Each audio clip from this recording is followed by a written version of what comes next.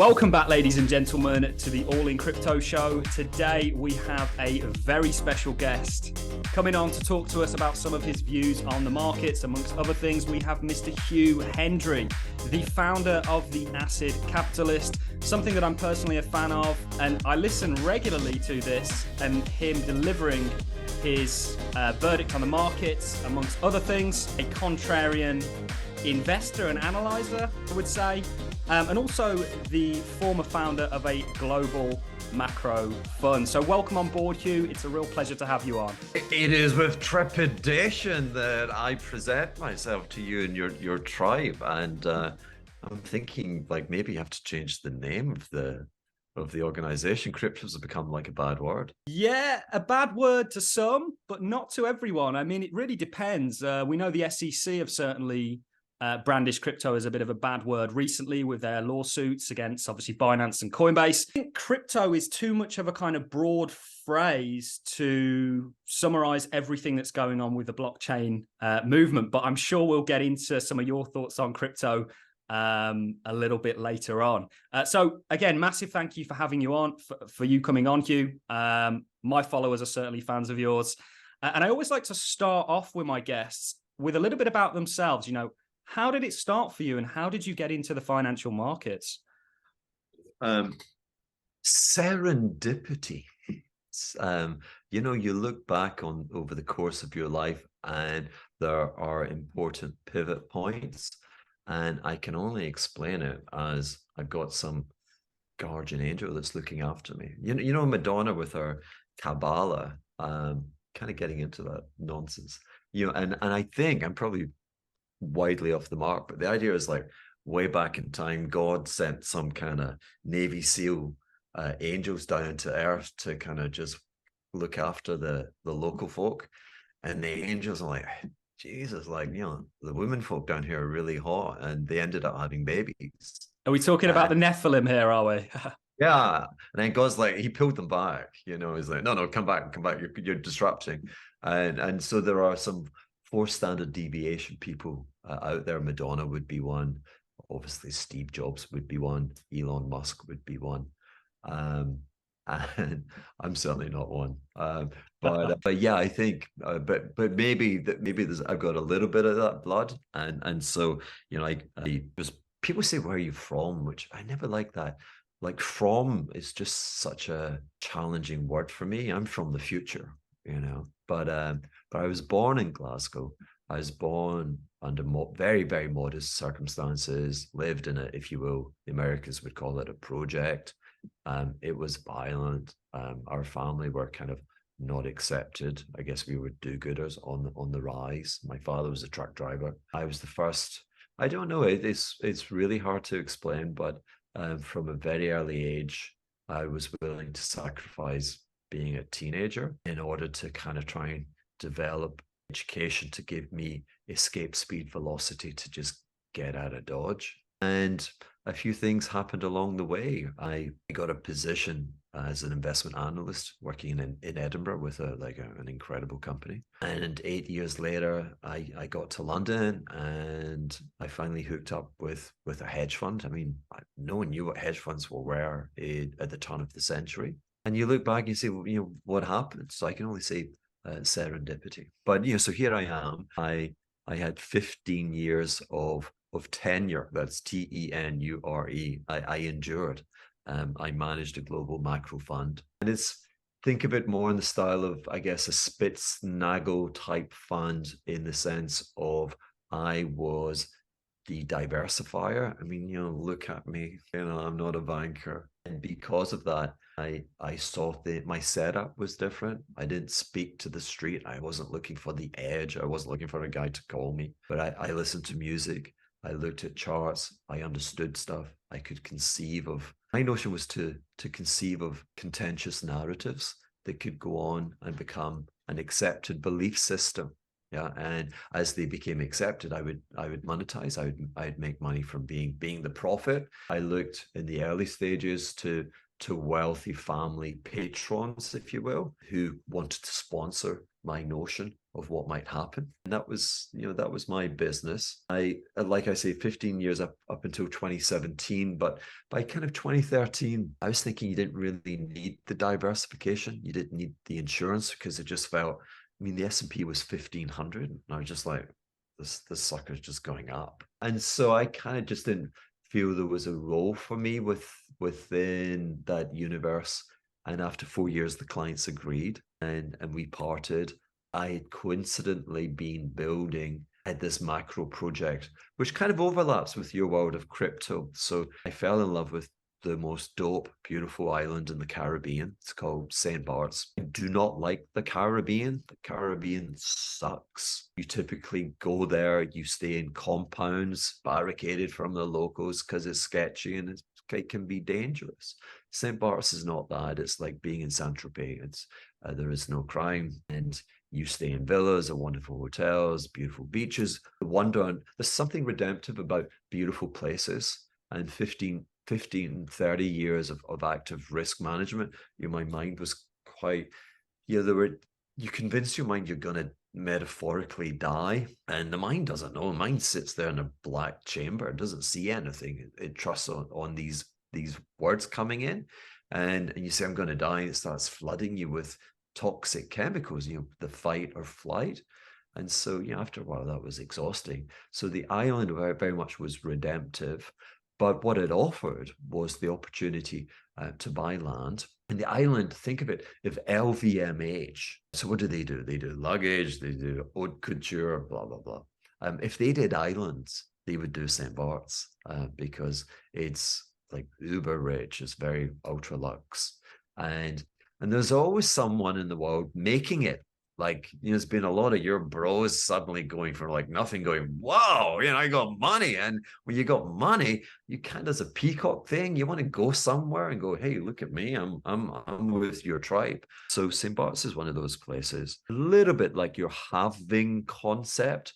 Every few years, the planners come in and they restrict, and they're really trying to control the amount of development. So what I built and opened in 2015, it's impossible to do today. So it's getting scarcer. And of course, we live in a world where everyone has this fiat concern. And then finally, I had 2 macro hedges. I was receiving revenues in dollars. My costs were in euros, and I liked that kind of cross FX exposure.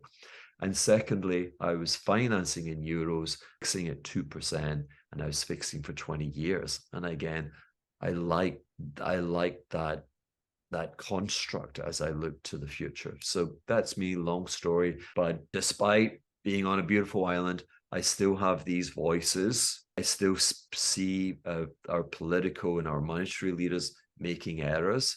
And now I've discovered Twitter, at Hendry_Hugh, and I'm out there taking people down, but not just that. That's negative.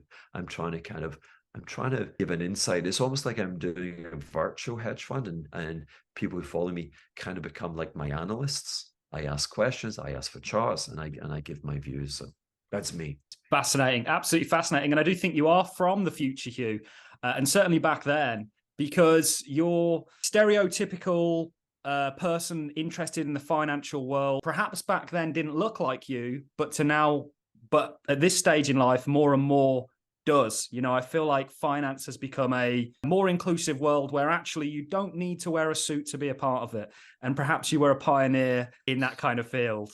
Well, a little bit. I mean, I think definitely, in these new ventures, which I guess, like, where you are, that's certainly the case. But believe me, I had to leave a hell of a lot of money on the table, being me. I was watching the Baz Luhrmann Elvis movie the other day, and when he's shaking his hips and moving like a black Southern man, and all these grotesque white conservatives are trying to close him down. And thankfully, we live less and less in a world like that. But if that conservatism still exists, it's in Wall Street. I'm like one of the top damn brains in macro finance. I can't get a gig anywhere. I should be on, like, if you're managing like a $5 billion hedge fund doing macro, you'd think you would have me You'd have me doing I'd come in and we do the quarterly asset allocation. Can't do it. Do you know why they can't do it? Because they need some middle-aged, fat, unhealthy looking guy wearing a suit and a tie, and apparently he worked for some, like a blue chip company, and therefore he gives them credibility. The world sucks. Yeah, I absolutely agree with that. And I think it's very honorable of you to be a man that lives on his feet and not his knees. There's that saying out there that, would you rather live on your feet or die on your knees? And what you're saying about people's in a suit that have credentials, Goldman Sachs, I always see this get thrown around. Oh, I'm an ex-Goldman Sachs employee. I don't think that quite counts for maybe what it did years ago. I've certainly seen a lot of bad takes from ex-Goldman Sachs employees. And I absolutely love your takes. I think that you've got an amazing understanding of what's going on here on a really deep level, certainly in regards to monetary policy, the monetary system as a whole, and the kind of constraints of it. And I really do appreciate your take on everything. I was watching a recent interview of yours, and you mentioned something called the background music, which I would really love to explore with you in regards to what is the background music. Now, I believe you're referring to kind of the macro environment in regards to the background music and the trends that come forth out of that. Could you maybe elaborate a bit on your kind of background music analogy? Background music, what could I be talking about? So there's always background music in my life. Yeah, I find the creative process is enhanced by listening to.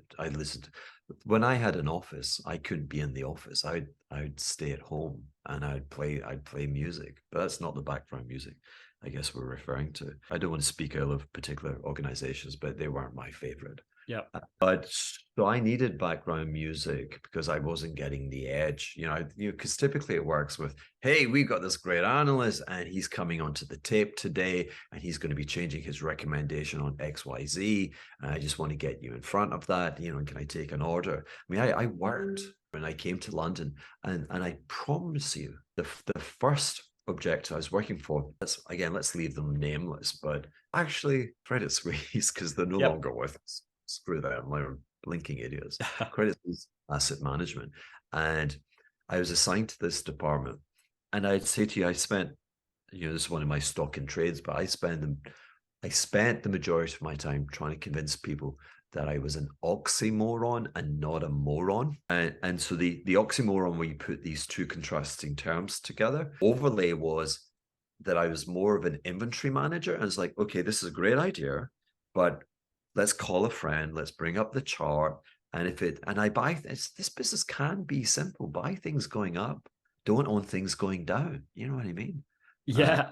We'll come to that in some of the ideas just now. So background music for me, I would be at home, I would be playing music, and I had chart pornography. I had a technology set up where I had the charts of anything in the world, and I would set it where I get like maybe 15 or 18 seconds, and it would loop. It was like it was porn TV with charts, and I'd begin to observe patterns, and then I'd be able to like screenshot and then identify the kind of clustering of industries, and then I'd think about, well, what is common to them and how are they affected by what's happening in the real world, and then I'd start forming a narrative, and then I'd call my intelligence crew, because I employed kids who were smarter than me in particular endeavors, and I said, hey, listen, I'm crazy, but here's what I'm thinking. Why don't you go out and see if you can validate, or even better, come back and tell me I'm a moron. So that was the eclectic process. I think that's the background music. Yeah, and to sort of expand on that, you've mentioned real opportunities showing up when you have this background music and you have a majority that's positioned against it. Now, I kind of almost feel like we are at a similar point today. That opportunity, I think, is here from a long point of view for the likes of the stock market, gold, and potentially lumping crypto into that. I couldn't really talk on the bond market because I think that that's a very interesting case right now. Yet the headlines are very doom and gloom, and we're going into a recession. There's no way the stock market can do well. But for the past, really since October, it's done the opposite of what the headlines have suggested. Do you feel like perhaps we're in a period right now where the background music is different, the trend is different to what perhaps the majority are seeing. How is that? I'm creating a bromance. I'm liking you more and more as I listen to you. Thank you. Put this shirt on for you, by the way. Don't get me started. So what I heard from what you said is that we live every day with this profound paranoia and legitimate concern for the fact that we had like a sudden and explosive acceleration in the year-over-year changes in the prices of goods and services, and wages, nominal wages, haven't kept up with that, and we're looking at just a devastating decline in like your real capacity to maintain your previous lifestyle, and people are really concerned. And that comes under the perimeter of inflation. There is an inflation crisis and a lot of reference to the 1970s. So this is the narrative or the background music. And what's interesting is literally for the last 3 quarters, despite what? Well, in January, the US Fed came in and they revised their understanding of the US labor market. And they said, wow, there were like almost 500,000 new jobs created, which is an astonishingly large figure. And it would suggest the economy is just booming, going to the moon. And I mean, even in the last meeting from last week or the week before, they were revising higher economic growth, and they're still, they're saying the next meeting is live because they're still concerned about inflation. The Bank of England, of course, has just raised interest rates. And so that is not an auspiciously prosperous, encouraging environment to own a 30-year piece of US government paper. People call them, what do they call them? Certificates of wealth confiscation. But where I think you hit upon is that despite all of that, the price is largely unchanged over the last, really since October of last year. And so something like that catches my mind, where there's a trend. Now it's a flat trend, but it's a trend which does not validate what you read in the financial press. And so that would be something which I would concentrate a lot of my research attention to understanding the divergence, if you will. I favor long duration US securities. That probably extends itself to British gilts, but treasuries are the risk-less security in the global world, and so they're at the top. But I want to say to anyone watching this that in terms of the economy and what we call macro developments, it's a super tanker, and it moves at a super slow speed. I'm always early, and I pay an early person tax, which is, I get ridiculed a lot. And so I like buying a lot of time, and I can own January 2025. So we've got another 6 months of this year. We've got all of next year, and I just need the thing. I think what it will produce is a positive trend in those bonds, and so I will accrue a profit on the options, and then I will be coming in and physically, if you will, taking a delta one very large position in the futures in British gilts or US treasuries. Yeah, so it sounds like you've got a bit of faith in the long term in regards to the central banks, perhaps, and their continuation of the debt-based system. That might not be the best way to phrase it, that you've got faith in the central banks, but it sounds like and it's very contrary for me to say that, because I've often listened to you say that you think only about 5 people in the world really understand money, and Jerome Powell and Andrew Bailey are not one. I mean, okay, just when we were getting a great bromance, then you go and spoil it. I think I've got faith in the goons doing central bank policy. I wouldn't say faith, but you're, and I might be totally wrong here, I believe continue to propagate this. Okay, I'm teasing with you. I believe in a state of irony and paradox. When I, like I said, when I set up a hedge fund in the UK, there weren't many, and no one really knew what hedge funds were. We got set up owing to the debacle, the absolute appalling wealth destruction that went on with conventional asset managers running mutual funds or unit trusts. We had the NASDAQ collapse, and the German stock market lost 80% of its value. I was running a European unit trust investing in European equities. I didn't lose any money. Indeed, one year he made 3%. And the reaction from the Investment Management Association, trade body, they wanted my fund to be withdrawn from the classification of European equities. And the reason was, it's one thing to lose 40, 50% of a client's money in 1 year. It's one thing if all of the peers are doing the same, and you can turn around and say, gee, this was just like an asteroid just hit the world. This was a 1 in 100-year type event. We're really sorry, but it's very rare and there's nothing much we can do. And if you look around, like, we all suffered. But if there's one like person like me, and I'm like, screw you guys, like I actively managed, I cared about people's wealth. I did everything. I used every permitted technique in the trust, and the same trust documents that you have, And I was talking about irony and paradox. With a hedge fund, you were talking about getting 2% management fee, 20% performance fee, very, very high return, if you will, on intellectual energy or power, which is to say, some of the smartest people in the world presumably would be attracted to that remuneration.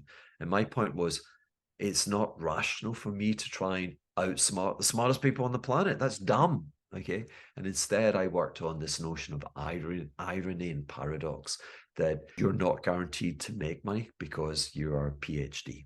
Yeah. And you're not guaranteed because strange and capricious things happen in our life. So to your point, I believe presently that I believe two things. I believe that occasionally you can find an asset class and perhaps individual equity securities where they are deemed to be in the national interest, that the government would like them to succeed. And so if you've got a positive when you're back as that business, the government saying, we love you, like, go forward and prosper, right? And that's a good situation. Today, you might apply that to the semiconductor sector. Yeah, ESG, things like that, yeah. And obviously, COVID revealed an overdependence on China and Taiwan, and of course, artificial intelligence is requiring so much processing power. And so you might, I'm not saying you should, but you might conceive of a fabricator like Intel, which has been a dreadful business for the last 20 years. But, with its size and stuff, I think the government is kind of behind them and Applied Micro Devices and saying, listen, we're going to give you so many subsidies, come and build these, $10 billion facilities in Texas, if you will. So that, and I might want to be invested there. So come back to your original comment. I believe actually that the 10-year British gilt and its equivalent worldwide, the Bund and the US Treasury et al., I actually believe that they are the most important asset price in the world today. And my thinking really stems from the shock and the awe and the devastation that we saw back in October, when it's attributed to Liz Truss, the former prime minister, and Kawangi, or whatever he was called, the exchequer. I left the system. I live on an island. I'm like, the system. I tried. I was on Question Time. I was on BBC, but you folk are all damn crazy. You're right. I'm never going to be able to change you. So I left. But the policies that they were pursuing, I think they merit more attention. I agree. I think the policies that they're pursuing today are catastrophically bad. The whole Einstein thing, like, it's one thing to make an error, but to keep making the same error, you're just a Philistine. You're an idiot. The definition of an idiot right there, yeah. It's interesting where the yields are on the gilts now. They blamed Liz Truss for all that, but a lot of the yields for the gilt markets are where they were when they had to step in and actually bail them out, essentially. Sorry to interrupt you there. No, not at all. But what we saw one day back then during that crisis. And so I'm saying, I think it's unfairly attributed to the policies that she was proposing. But I think the true culprit was that it revealed a profound, a gratuitous grotesque form of investment recommended by experts and consultants. I cannot tell you the contempt I have for the term expert, right? They are experts in getting things wrong, in destroying people's wealth. Okay. But there's this notion of risk parity. So again, background music, we've had zero interest rates for a decade. And the very largest financial institutions, pension fund schemes, insurance companies, banks, they changed their behavior and they bought a lot of long duration, which is to say 10-year plus government bonds. And then the consultants came in and they said, you actually reduce your risk if you buy them on leverage. So you reduce your risk if you're a UK pension scheme if you are 15 times what you would normally be. Yeah, because what you're doing, of course, in the world of tiny yields, the 15 is giving you a very high carry, but you end up being very short volatility. And so when something unexpected happened, which was Liz Truss coming, you get the volatility explosion at the surface level. Boom. And so we saw something profoundly upsetting, which was on one day, the British yield at 5.3%, the US 10 years about like 3.8 to 4%. And they're terrified that they're effectively accepting the most grotesque levels of unemployment, repossessions, asset prices falling, everything to stop the yields becoming untethered and trading higher and higher. Because if they lose control of the price of long-dated government securities, it's Mad Max, it's Armageddon. Everything goes down. I mean, your beautiful crypto will be hung, drawn, and quartered like everything else. Gold, absolutely. Yeah, I was going to say decimated. It will be reduced by 50-60%. People will sell everything. So I, paradoxically, in this inflation scare world, I really like government bonds because I believe there is no choice but for the policymakers to, if you will, support the price, encourage the price to go higher. But unfortunately, the consequences of those actions are we're going to have the most profoundly nasty economic recession again. Yeah, that's fascinating. I think faith was definitely the right word, the wrong word, sorry. But I actually agree with what you're saying. They have no other choice but to continue to propagate this. And actually talking about the biggest recession, if you look at the yield curve, for example, the twos and the tens, that's very much suggestive of what you're saying. I just can't help but feel like there is a run for the markets into that.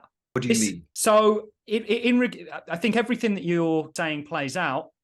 I think bonds are going to become a very obvious trade all of a sudden again. But I think there's a run for gold, equities, crypto, which is very much tethered with those, into a shitstorm coming down the line that potentially comes on the back end of maybe a reduction in rates. So timing is everything in the markets, no? And you mentioned about being early. And I think the earlier traders typically are the best traders because they have to be wrong for a bit, but then they become very right for a long time. And I think that's what you're saying with the bond market. How do you assess equity markets right now in relation to the background music, I guess, is really what I'm trying to... And when I say equity, I'm really talking about the S&P, the NASDAQ. You could throw gold in there, perhaps, although it's not an equity, of course, it's a commodity in crypto. How do you assess those markets with where they're at right now? Do you think they're just sort of kidding themselves on? Or do you think that, what's your thoughts on all that? That's quite a broad question. It's a broad question. It's an excellent question. So, I do my gonzo finance every day on Twitter, and I've got Patreons, and I'm trying to guide people how to construct portfolios like pros. Okay. I mean, I was like a Formula One driver. I drove really, really fast because I had really good brakes. What are the brakes? Let's discuss the brakes. You should think of the world quadratically, or think of it like a compass with 4 compass points: north, where are we, west, east, I don't know where I'm in London. And so in this kind of, in the upper left quadrant, let's call it equities and your S&P. Okay. So they're just now, I'm very modestly positioned. And believe me, in hedge funds, nothing adds up to 100. I did a podcast the other day with a repo guy, and we were saying like the average hedge fund with, say, $4 billion of assets, of money received from customers, they'll be running about $60 billion in terms of notional risk positions. So, but anyway, let's add up to 100. I'd have no more than 15% invested in, if you will, that S&P quadrant. Where would I be? I'd own the Magnificent Seven, the Bubble Seven. I would own NVIDIA, AMD. I would own the unicorns. Well, unicorns I always kind of associate with the early startups. These are gigantic trillion-dollar companies, but the display. I'm aghast at professional investors when when they deny very, very powerful positive thrusting trends higher, and they call them names like overvalued. NVIDIA 25 times sales is grotesquely high, but if it can trade on 25 times sales, you know what? It can trade on 30 times sales. I always say that. I think that people haven't quite understood how markets work if they think something's overvalued, right? And let me tell you that you don't just top tick and then collapse. Yeah. If we look at, I'd upset people if I said there was a bubble in the price of Bitcoin, following the policies from 2020. But, we moved from, correct me, but did we move from about 8,000 or so to 69,000? Is that the kind of? Yeah, we went all the way down to about 3,000, and then we went to 64, and then there was huge divergences on the way to 69. So that's when things were a bit shaky. So yeah, spot on about that. That's bubble like in terms of the thrusting up trend. But it didn't just go 69,000 and then come all the way down to 25,000 in 1 week. Thereabouts, yeah. It doesn't do that. It peaks and it thrashes around for 6 to 9 months. It falls, and then it fails to make a new high. It falls again. It rallies and then fails to take out the preceding high. It can be predictable. So anyway, I'd have 15% of that portfolio there. We move right to the next quadrant, and that would be fixed income. That would be your gilts or whatever the sovereign nation that you would choose upon. And philosophically and intellectually, that's where I want to have my biggest position. I'm kind of contained presently because the best thing that one can say is it's just going sideways. And so I put an asymmetric position there, but that would be, let's call that 60% of the portfolio. So we've kind of accounted for 60 and 15, that's 75. The next quadrant is what we call alternatives, and that's where your world exists, crypto. And I'm still uncomfortable saying crypto. To my mind, crypto is and forgive me, but crypto is a coin and Bitcoin is a commodity, is an asset class. We can challenge you on that in a bit, but that is.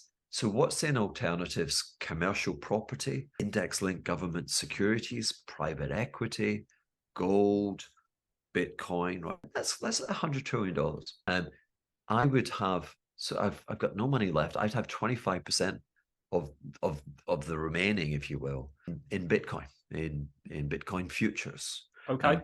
Into the electronic wallet. I'm a trader. Yeah, I'm liquid. I want to change my mind. I'm in, I'm out, I'm trading. But I have 25%. And the reason being is that, first of all, it's suffered mean reversion. Like we said, 69,000 to kind of, let's call it, it was 25,000. It came all the way down to what, 18,000? 15,000, yeah. 15,000. It's now at 31. Yeah. So 69 to 15. Washout. I like that. I like mean reversion in asset classes. I never do mean reversion in buying individual stock securities. There's too much idiosyncratic risk. Okay. But my reasoning is in a professional investors will seek to run diversified portfolios, and they will need an alternative asset to put in that sector. Now, and I'm in it to win it. If you go into gold, the capitalization of the gold market today is $13 trillion, right? And so if gold were to hit this super incredible hyper bull market and it tripled, well, it would be the same size as the value of all US equities. And that's just beyond I've got a wicked and vivid imagination. And for sure, US equity valuations would be falling in that environment. But I still struggle to think of gold being valued at what, 50 times 13, like $40 trillion.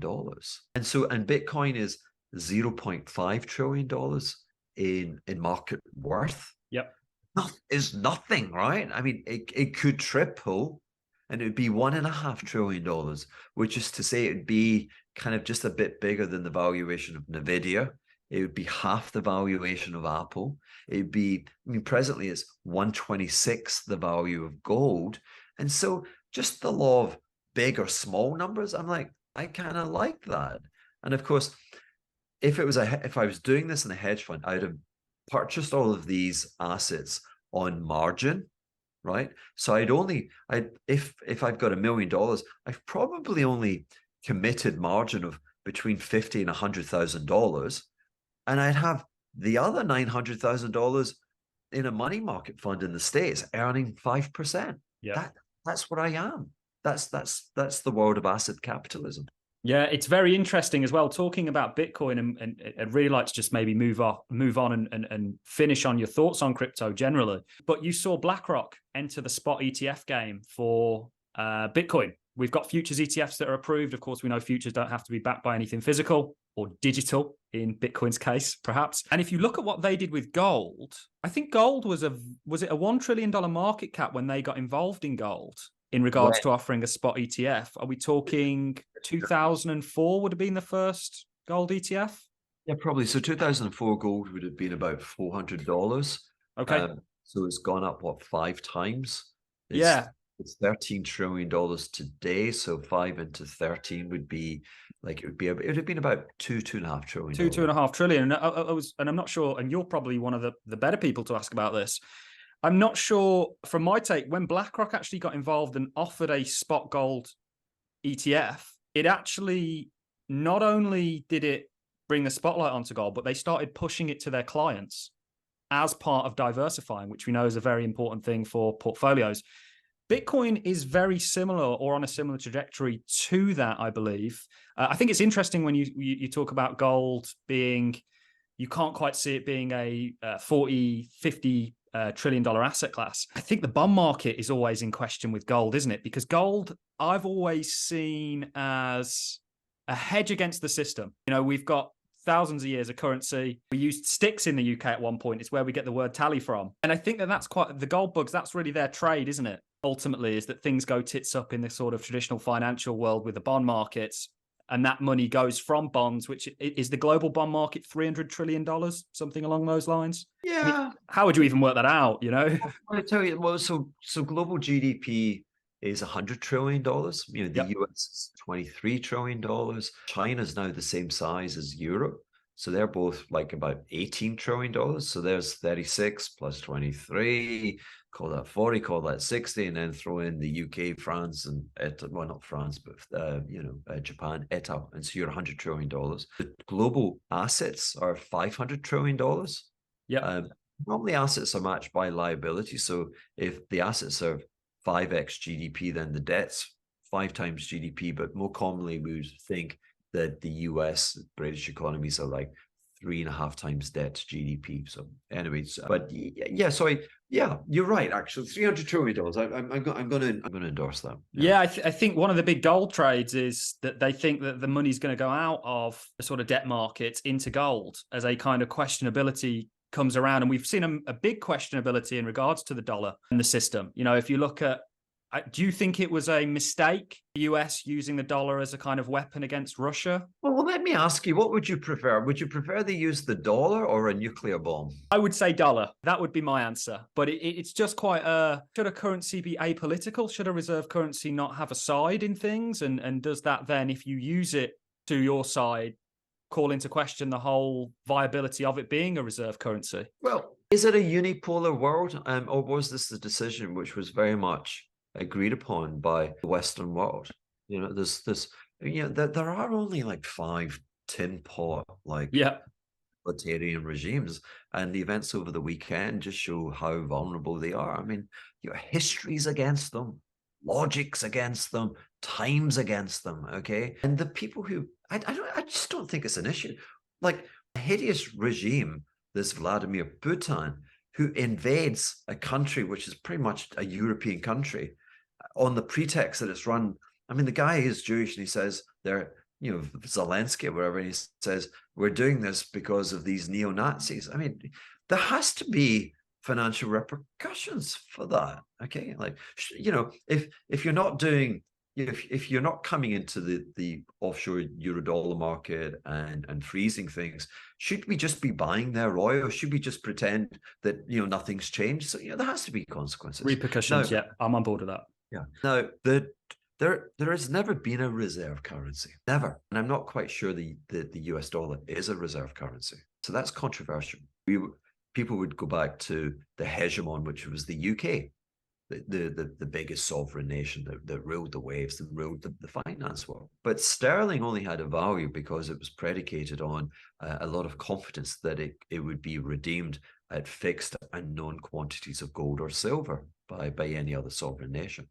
The system that we operate today is quite similar, that you have the dollar, but it's, if you will, redeemable by the collateral of the least risky security in the world, which is US Treasury bills. The de-dollarization is, if you read something proclaiming de-dollarization, okay, you are reading from a person who does not understand economics.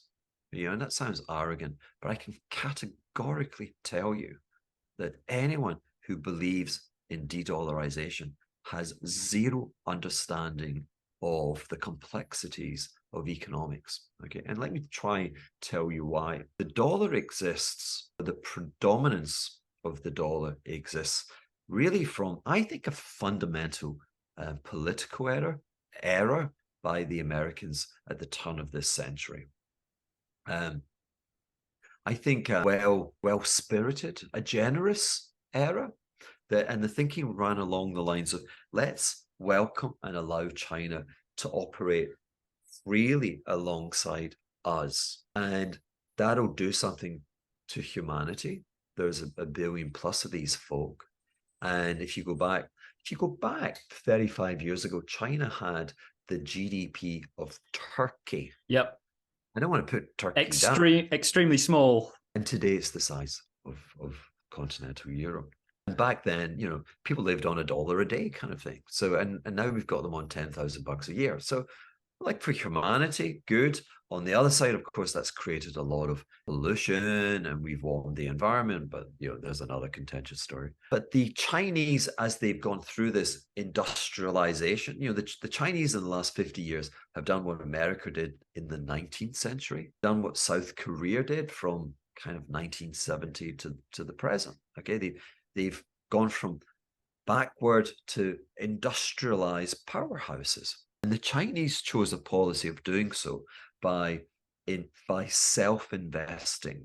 And we call that a closed capital account. They don't allow you to invest, or if they do, it's very prescribed and very, very small.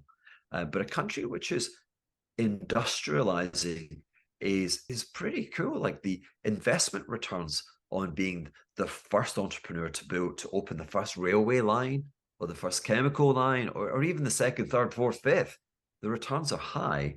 So you have a mountain of very attractive investment opportunities, but it's typically greater than the amount of available savings. Now, when America was industrializing in the 19th century, the solution was to run trade deficits and for the UK and the rest of the world to provide the surplus savings and therefore the investment. And it kind of worked out pretty well. That doesn't happen. That does not happen in China. They run every year a current account surplus, a trade surplus in manufacturing.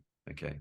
And so all of the money that they don't confiscate, but they deny wealth to their citizens by preventing the currency from appreciating. So people just don't realize that over those 35 years, since 1994, when the US signed the NAFTA free trade agreement with Mexico and Canada, Chinese currency has devalued from modestly, but from 6.5 to 7.3 today. Now, in economics, and this is why I was very adamant that anyone says de-dollarization is going to happen. They don't understand. This should not happen in economics. The renminbi should be strong, right? You should require 4 CNY to buy $1. You require 7.3. If it was 4, Chinese folk would be richer. And guess what? Like when you make poor people a bit richer, like we saw during COVID, what did they do? They buy stuff, and they would buy stuff from us. We live in a world which has this profound deficit of demand and a profound surplus of savings. So we live in a world where we wished, when Clinton was signing the thing, we were hoping that they would be richer. As you become more prosperous, you're less prone to like political kind of gobbledygook. Yep. Like his Communist Party. You're more like, hey, really, And the sum of trade between the two countries would benefit both. But China doesn't buy goods and services from the UK.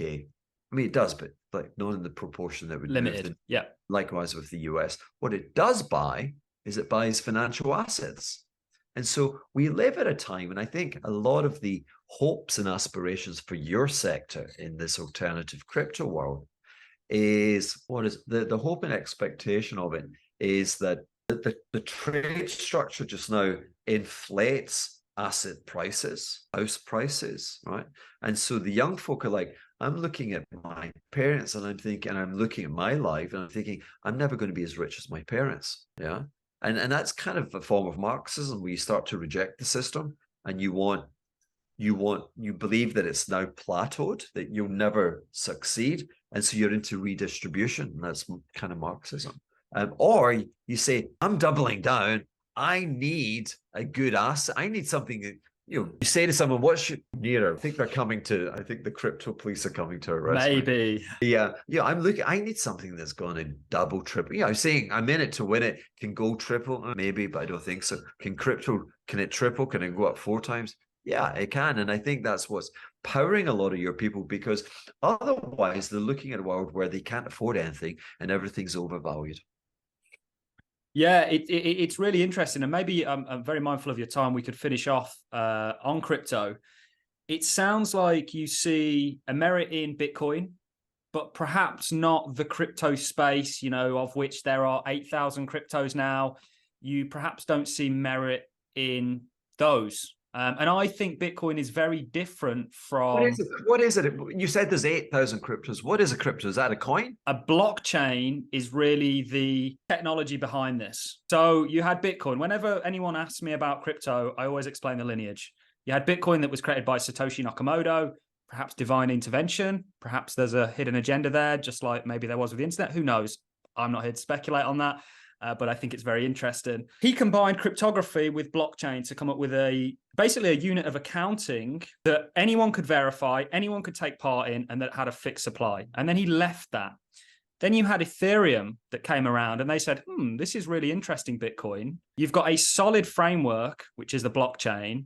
Let's add an extra layer of capability so that you can do more than just send your crypto to a wallet, which is smart contracts, which essentially are a contract that is sealed and executed by the blockchain itself. Now, this is the really interesting thing with cryptos, and I understand why people think that crypto is a scam and Bitcoin's this whole Bitcoin maximalist idea. And I agree that Bitcoin's very separate. And a question for you is, did you take part in the .com boom? I'm a professional speculator, and I told you at the beginning, I buy things going up and I sell things going down. Of course. And so, of course I did, yeah.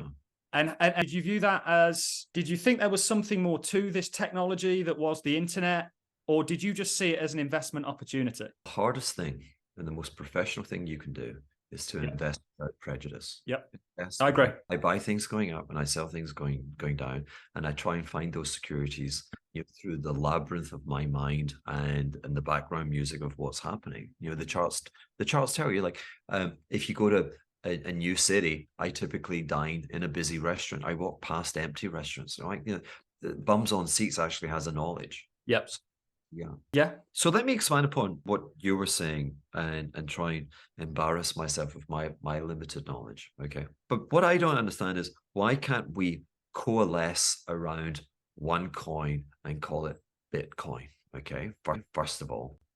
And then with that Bitcoin, and this is where I may fool myself, but like, and mix these terms of blockchain and Ethereum. Why can't we have this super fusion of the three? Okay, because with that, I run a lot of proper, again, like people don't like me already. They really don't like me, but my St. Bart's properties. I'm leveraged. I've got like $9 million of debt.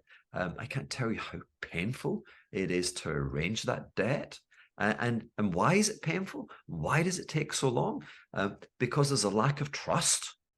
Yeah. And it's so hard to, when if it goes wrong and I can't pay, it's an impossibly long time to retrieve the asset and move on and clear the market. And I promise you not, right? This is a true story, is what I want to say. I had to write in it with pen and hand and ink and paper. As like when you're naughty, like you've got to write this 20 to 100 times. I will not, do it again. I had to write in flowery French language, the most preposterous thing that, I promised to pay you the money, but it was 150 characters, words, and in preposterously silly French language. I love French language. This was preposterously Shakespearean. And I kept making an error and it kept being rejected. And I had to write it again and again. I spent 3 hours. I mean, I nearly blew my brains out. Okay. That all go. And then the paper, it's photocopied 1 million times. They need physical storage. There must be half of France that's storing this stuff. Like if you're in the States and you do a credit card thing and you get that silly piece of like photocopy paper, you have to keep 5 years of that. The ink disappears after like 2 months. But if the feds come in and do an audit, right, and you don't have that piece of paper with the invisible ink, yeah, right. So there is so much value in having a currency unit with the Ethereum and the blockchain and all forged together. And I'm down with it. That's a great idea. I don't know if does that make me a maximalist? I don't know what this term is. I know you've got that ass sailor out there who's, he's a glorious, wonderful speaker and he's a really, really intelligent engineer, but he doesn't have my knowledge about markets and economics. We're both chart guys, right? If you want to know about Michael Saylor, look at his company and look at what that has done, right? I'm not here to put him down. So where am I there? Tell me. I just gave you my, and because I'm really tight now on time. Yeah, we'll get this wrapped up. Am I wrong? Where am I wrong in that? Hugh, you understand what's going on here far better than most. You just haven't quite connected all the pieces of the puzzle. So very quickly on the comment on scammers, you get scammers in all industries. There's nothing actually, it's not crypto that's scamming people, it's people. And actually it's often facilitated via social media and the kind of Web 2 world that don't implement enough barriers for these things to take place. FTX was a total shit show. You've got to remember Sam Bankman-Fried was rubbing shoulders with the likes of Bill Clinton. All of these people. Binance is not a scam. Binance have honored every single withdrawal that's ever came about. Yes, they've been charged with the SEC, but I'm going to say this right now. I'll take it. They're going down. They will not exist. I will stand with CZ and say that actually, and this perhaps we can, if we do another interview, if you don't think I'm completely crazy in the future, we can see where they are. But they've honored every single withdrawal that's taken place. The SEC don't like them because they're not a US company. But we can talk about. I tell you what we should do. Let's end here. Yep. I think this is a great point to end because it's suspense. And let's do another one. Yes. Okay. And we'll do it like you put this out, and then within a week we'll put the next one out. Okay. Yeah, I would love to do that. And we can look at crypto and I'd love to answer your questions on really what's going on here. I really want to hear it. I want to hear your Binance thing. And I think we can have a good chat there. I like you. Let's do it. Fantastic. Hugh, it's been an absolute pleasure to have you on, my friend. You're a contrarian and that is you. There's so many interesting things that we've spoken about, and I'm really looking forward to get you back on and we can speak a little bit more in depth about the crypto space specifically. But a massive thank you for sharing your thoughts, your views, and it's an absolute pleasure to meet you.